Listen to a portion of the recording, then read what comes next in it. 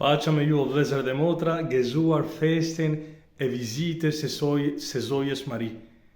Ne sot festojmë këtë gjë që e Virgjera Mari, duke marrë lajmin e mirë prej engjëllit Gabriel, me nxitim ka shku me taku në zonën malore kushërinë e vet, Elizabeta, që ishte në të 6 muaj. Ajo që njerëzit e kanë thirrë Beronje. Zoti ka ba këtë mrekulli sepse asgjë është e pamundur për Zotin. Edhe Virgjera Maria, që ka marrë lajmin e mirë, që ka Krishtin brenda vetes, shkon me taku, edhe shkon me një zell shumë të fortë për të ngjyllëzuar, për të bashkëndar lajmin e mirë.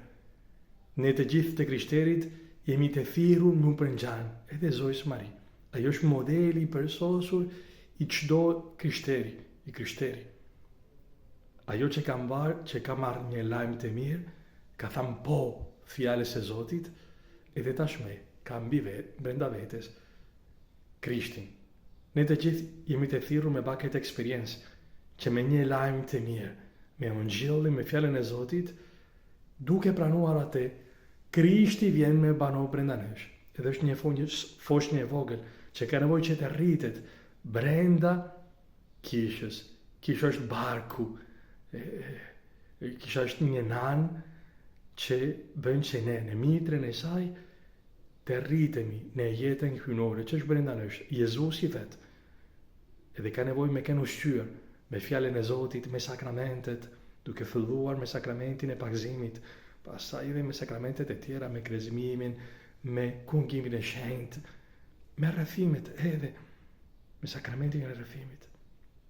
Edhe mirë, sot ne kundërojmë këtë gjë, Virgjera Mari, zellin e saj, pastaj edhe bashkëndarje. Ajo ka shku edhe me taku, me pa veprën e Zotit në kushërinë e vet, dhe me bashkëndar me veten, eksperiencën e vet. Kisha është një bashki, një bashkësi, është bashkim njerëzish në Jezusin. Ne nuk kena të krishterë për me kenë unë dhe Zoti edhe kaq. Jo, kjo nuk është krishterimi.